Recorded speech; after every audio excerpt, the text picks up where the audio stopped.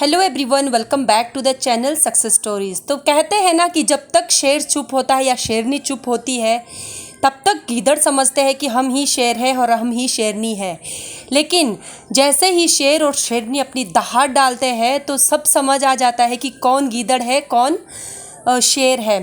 तो इन दिनों में जो मैं चाहती थी हमारी शेरनी यानी कि हमारी सारा सत्तानी सामने आके बात करें, मैंने बहुत सारी वीडियोस में उनके लिए ये वीडियो बनाई थी कि आप खुद ही सारी सच्चाई अपने बारे में, जो भी आपकी लाइफ रही है, जो भी आपकी ज़िंदगी रही है, उसके बारे में अगर आप खुद ही बोलना स्टार्ट कर दोगे तो बहुत से लोग और जो भी यूट्यूब पे बहुत से लोग आपके बारे में जानना चाहते हैं और बहुत से लोग जो कहते भी हैं आपके बारे में, वो सब लोगों का मुंह बंद हो जाएगा।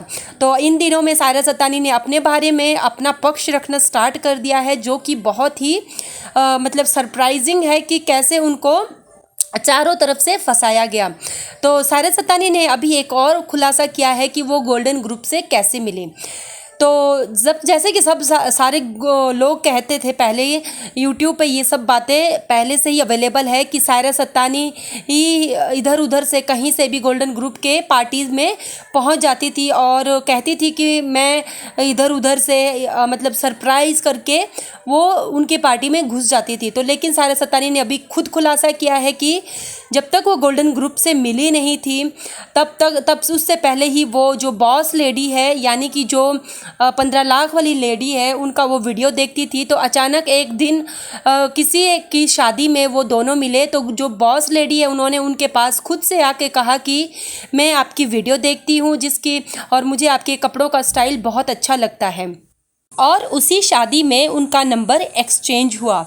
ठीक है, उसके बाद बॉस ने उनको अपने घर पे नियाज़ के लिए बुलाया। अभी मुझे ये तो नहीं पता है कि ये नियाज़ क्या होती है, but according to Saira Sattani मैं बताना चाहती हूँ कि उन्होंने ही ऐसा बोला कि उन्होंने उनको नियाज़ पे बुलाया और वहीं से मतलब सारा जो गोल्डन ग्रुप था वहीं पे आया था। उससे पहले वो लोग एक गोल्डन ग्रुप के नाम से जाने नहीं जाते थे, लेकिन जैसे कि आप सब लोगों को पता है कि बॉस लेडी और सायरा सत्तानी यूट्यूब पर वीडियोज़ डालते, सॉरी यूट्यूब पे नहीं, टिकटॉक पर वीडियोज़ डालते थे। तो सारे लोगों ने टिकटॉक पर वीडियोस डालना स्टार्ट किया और जैसे कि वो लोग बहुत ज़्यादा गोल्ड पहनते तो वहीं से उन लोगों को गोल्डन ग्रुप नाम मिला और वहीं से उनकी मतलब आज जान पहचान हुई। तो इस तरीके से वो मतलब गोल्डन ग्रुप के साथ मिली। लेकिन सायरा सत्तानी बोलती है कि उनका कभी भी मन नहीं था कि वो इस ग्रुप के साथ जुड़े, क्योंकि जब वो उस ग्रुप से जुड़ने से पहले बॉस लेडी की वीडियोस देखती थी तो वो जानती थी कि ये अच्छी लेडी नहीं है, उनको अच्छी वाइब्स नहीं आती थी। वो जानती थी कि मुझे उनके साथ जुड़ना नहीं है। और जब वो उनके साथ जुड़ भी गए तो उसके बाद भी कुछ ऐसे इंसिडेंट्स हुए कि वो खुद ही उस ग्रुप से अलग हो गई और वो उस ग्रुप के साथ कभी भी उनका नाम जोड़ना पसंद नहीं करती थी। ठीक है, अब यहाँ पे बहुत सारे लोग बोलेंगे कि गोल्डन ग्रुप ने उनको निकाल दिया है। तो भाई मैं यहाँ पे एक चीज़ बताना चाहती हूँ कि निकालने के लिए कि क्या उन्होंने मेंबरशिप ले रखी थी, क्या ये ग्रुप कोई मतलब सर्टिफाइड ग्रुप है या फिर कहीं पे इस ग्रुप का कोई मतलब डॉक्यूमेंट है कि जहाँ से सब लोगों की एंट्री होगी, रजिस्ट्रेशन होगा, फिर हाँ भाई ये ग्रुप में है, ये नहीं है, और फिर अगर किसी को कोई पसंद नहीं है तो ग्रुप से निकाल दिया। ऐसा कुछ भी नहीं होता है, सबकी अपनी इंडिविजुअल चॉइस है। और ऐसा ही सायरा सत्तानी ने भी किया जब उनके हस्बैंड और बच्चों को लेकर बहुत ज़्यादा उनको टॉर्चर किया जाता था, बदनाम किया जाता था, तो उन्होंने इस ग्रुप से किनारा करना ही सही समझा। तो यहाँ से वो गोल्डन ग्रुप से अलग हुई। ऐसा मैं नहीं बोल रही हूँ, सायरा सत्तानी के मुंह से आप सुन सकते हो। और अभी मैं उन तमाम यूट्यूबर्स से भी रिक्वेस्ट करती हूँ कि अभी अगर आप लोग को हमेशा आप लोग हमेशा सायरा सत्तानी से क्वेश्चन करते थे ना कि ऐसा क्यों है, ऐसा क्यों है, तो आई होप आप सब लोगों को आंसर मिल रहे होंगे।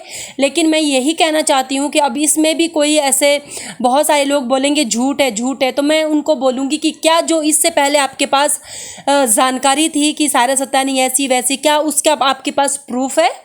अगर प्रूफ है तो ही बात करें, ठीक है। अगर नहीं है, आपने आंख बंद करके उन सब चीज़ों पे भरोसा किया है तो आप इस पे भी भरोसा करें, क्योंकि अभी सायरा सत्तानी खुद से ही आगे आई है अपने बारे में बताने के लिए।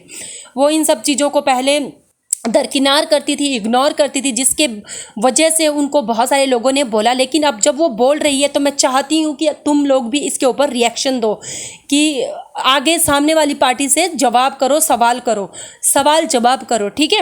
अब आती है बात कि सायरा सत्तानी को मतलब जो उनके बेटे को है क्यों ब्रोकर बोला जाता है, ठीक है। तो वहाँ पे सायरा सत्तानी बोलती है कि जब उस शादी में या फिर जब जहाँ कहीं वो मिलते थे, एक इंसान आता था, एक आदमी आता था जो हमेशा मतलब हर जगह पे उपलब्ध मतलब अटेंड करता था, हर जगह पे रहता था और उसका एक ही मकसद होता था कि वो गोल्डन ग्रुप की जितनी भी लेडीज़ हैं उनसे वो बातें करता था, ठीक है। इसी बीच में उनकी जो मतलब बॉस ने उस आदमी को सायरा सत्तानी के बारे में भी बताया।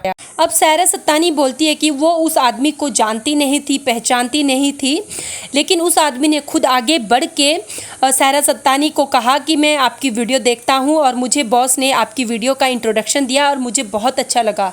तो सायरा सत्तानी ने वहाँ पे अपने हस्बैंड को इंट्रोड्यूस कराया, अपने बच्चों को इंट्रोड्यूस कराया, यानी कि आमीन को इंट्रोड्यूस करवाया। तो जब वो इंट्रोड्यूस करवाया तो उस आदमी ने पूछा कि आपके हस्बैंड क्या काम करते हैं। तो सायरा सत्तानी ने जैसा उनके हस्बैंड ने उनको बताया था कि वो भंगार का काम करते हैं, वैसा ही उन्होंने उस आदमी को बताया। लेकिन उस आदमी ने बोला कि अगर कुछ काम रहेगा तो मैं आपके आदमी के लिए काम देखता हूँ, इसलिए उन्होंने कहा कि आप अपना नंबर दे दीजिए। तो वहाँ पे सायरा सत्तानी बोलती है कि मैंने अपने बेटे को कहा कि तुम अपना नंबर एक्सचेंज कर लो और थोड़ा साइड में जाके एक्सचेंज कर लो।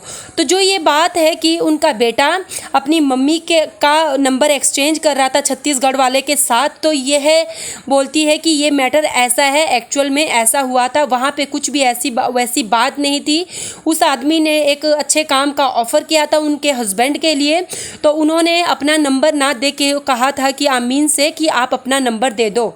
तो इस बात को किस तरीके से घुमाया फिराया गया, ये सोशल मीडिया पर अवेलेबल है कि वो अपनी मम्मी का वहाँ पे, मैं तो वो शब्द भी बोलना नहीं चाहती हूँ, कर रहे थे। तो इस बात को देखो आप कितने गंदे तरीके से पेश किया गया। लेकिन सायरा सत्तानी ने इस चीज़ को क्या बोलते हैं अभी खुलासा कर दिया है। अब यहाँ पे मैं एक चीज़ बताना चाहती हूँ कि अगर वहाँ पे अयूब शेख भी अवेलेबल थे, अगर इस बात में ज़रा से भी झूठ है तो अयूब शेख आगे आए और खुलासा करे, क्योंकि कभी भी मैंने नहीं सुना है कि अयूब शेख ने ये बातें बोली है। अगर उनके अंदर थोड़ी सी भी गैरत बाकी है तो मैं चाहती हूँ कि वो सामने आए और इस बात का खुलासा करे, क्योंकि ये इंसिडेंट आपके सामने हुआ है। जो सच है उसका साथ दो, जो झूठ है उसको मतलब पीछे करो। मैं इतना ही कहना चाहती हूँ, क्योंकि सायरा सत्तानी के ऊपर बहुत सारे एलिगेशन लगे हैं, लेकिन बिना सच्चाई जाने उनके ऊपर बहुत गंदे गंदे आरोप लगे हैं, उनको बहुत गंदी गंदी गालियाँ दी जाती है बिना किसी के बात की। देखो, सब इंसान की अपनी एक इंडिविजुअल लाइफ होती है, वो चाहे उसको किस तरीके से जिए, चाहे वो कुछ भी करे, लेकिन दूसरों का कुछ भी हक नहीं होता है कि वो सोशल मीडिया पर उसको डिफेम करे। लेकिन फिर भी सायरा सत्तानी ने बहुत सारी बातों को दरकिनार करते हुए, इग्नोर करते हुए पेशेंस के साथ इन सब मैटर को हैंडल किया है। और जो मैंने स्टार्टिंग में बोला था कि जब गीदड़ बोलते हैं तो सबको लगता है कि यही किंग है, यही क्वीन है, बट जब किंग और क्वीन अपनी आवाज़ खोलते हैं तो सबको पता चल जाता है कि कौन किंग है, कौन क्वीन है। ठीक है, मैं इतना ही कहना चाहती हूँ कि और मैं ज़्यादा कुछ नहीं बोलूँगी। आगे बहुत सारी बातों का खुलासा सायरा सत्तानी खुद कर रही है, और मैं भी बहुत से यूट्यूबर्स से, मेरे जैसी बहुत सी यूट्यूबर्स से रिक्वेस्ट करती हूँ, मैं नाम नहीं लेना चाहती हूँ, लेकिन अभी इन सब बातों के ऊपर भी आप बोलना स्टार्ट करें, और जिन्होंने ये बातों को सोशल मीडिया पर फैलाया है उनसे भी सवाल जवाब करें। तो मैं इतना ही बोलना चाहती हूँ कि बॉस ने कभी अपने मुंह से ये नहीं बोला कि उन्होंने कभी सायरा सत्तानी का नंबर लिया, उन्होंने कभी सायरा सत्तानी को इनवाइट किया, लेकिन बॉस ने हमेशा उनको बहुत बैड वर्ड्स बोले। तो ये सही बात नहीं है। आप दोनों पक्ष सामने रखें, जो भी है जैसे भी है। तो चलिए मिलते हैं नेक्स्ट वीडियो में, तब तक के लिए बाय बाय।